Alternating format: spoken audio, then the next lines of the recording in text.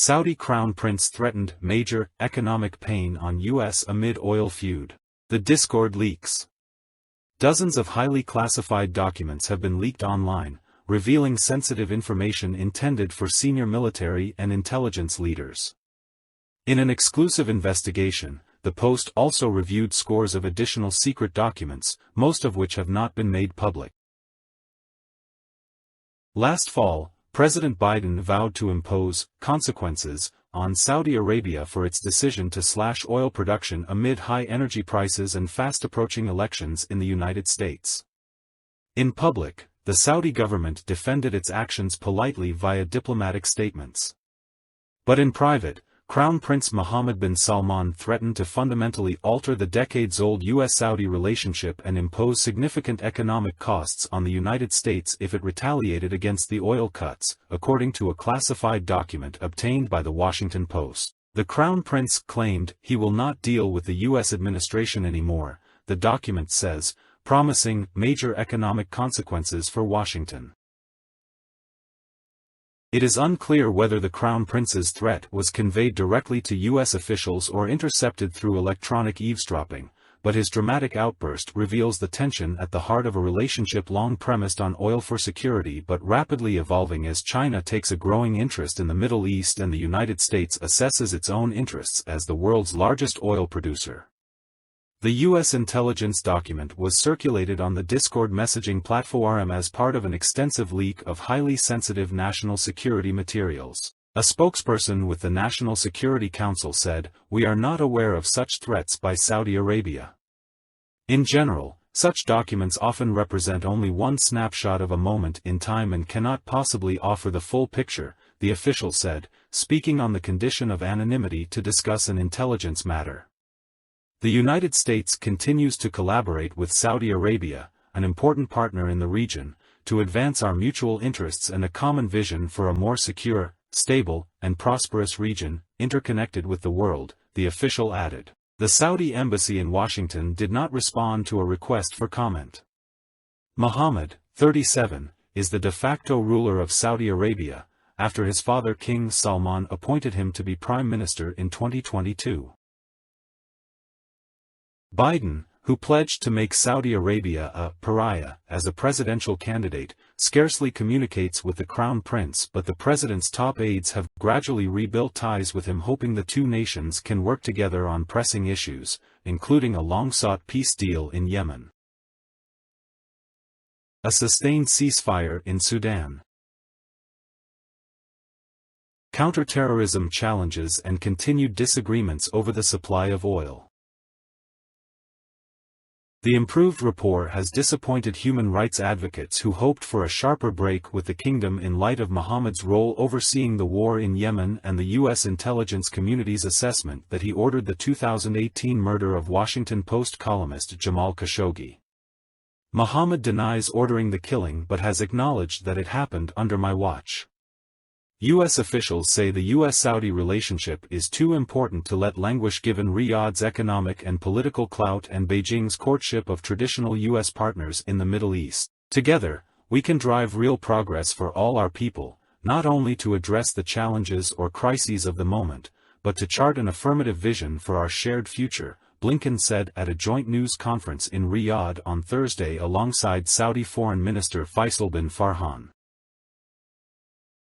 Blinken met with the Crown Prince, also known as MBS, for an hour and 40 minutes on Tuesday during this three-day visit to the kingdom, U.S. officials said. The men had a candid, open conversation that included U.S. efforts to broker normalization between Israel and Saudi Arabia, the conflict in Yemen, human rights and the fighting in Sudan. Following Blinken's meetings, differences appeared to remain over Saudi Arabia's ambitions to generate nuclear power, seen by Washington and others as a potential proliferation risk, and the notion that the United States has a right to admonish the kingdom over its human rights record.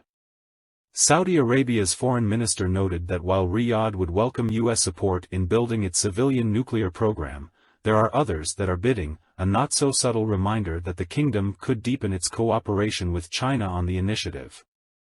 On human rights, he struck a defiant note, saying Saudi leaders don't respond to pressure. When we do anything, we do it in our own interests. And I don't think that anybody believes that pressure is useful or helpful, and therefore that's not something that we are going to even consider, he said. Blinken's visit caps a steady stream of high-level U.S. meetings in the kingdom in recent months, including trips by National Security Advisor Jake Sullivan, CIA Director William J. Burns, Biden's top Middle East advisor Brett McGurk, and his senior energy security official Amos Hochstein.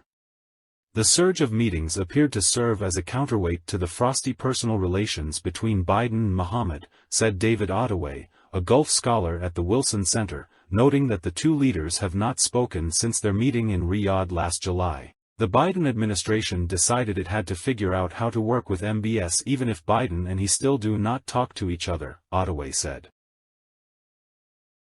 The oil-rich country has sought to present itself as a global player unmoored to Washington.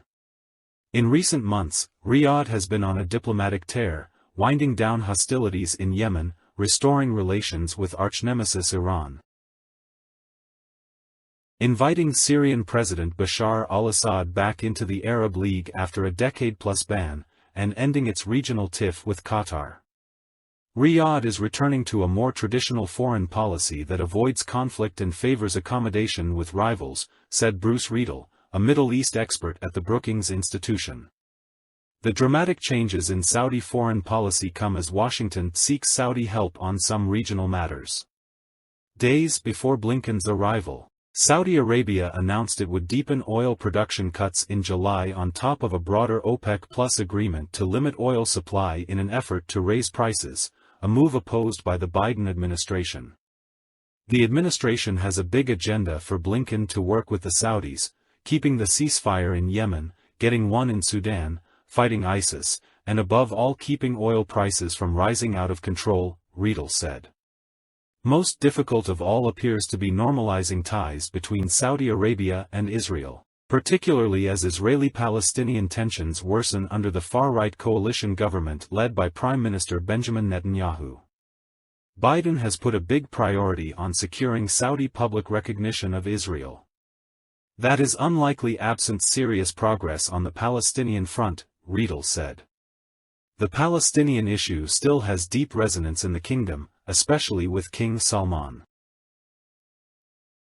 Some moves by the Saudi government have pleased U.S. officials, including its assistance to Ukraine announced during a foreign minister visit to Kyiv in February, and its plans to purchase a large order of Boeing jetliners.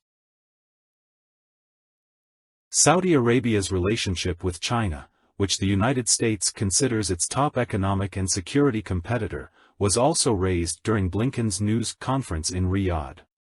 The top U.S. diplomat denied any suggestion that the United States was forcing Saudi Arabia to choose between Washington and Beijing. A second leaked U.S. intelligence document from December warned that Saudi Arabia plans to expand its transactional relationship with China by procuring drones, ballistic missiles, cruise missiles and mass surveillance systems from Beijing. But U.S. officials say those warnings were exaggerated and did not come to fruition. Saudi's foreign minister, when asked during Thursday's news conference about his country's relationship with China, insisted it was not a threat to Saudi Arabia's long-standing security partnership with the United States. China is the world's second-largest economy. China is our largest trading partner. So naturally, there is a lot of interaction, and that cooperation is likely to grow, he said. But we still have a robust security partnership with the U.S. That security partnership is refreshed on an almost daily basis. In the next video I will talk about how oil price can affect USA economy, and please let me know about your suggestion with geopolitics topics under this post.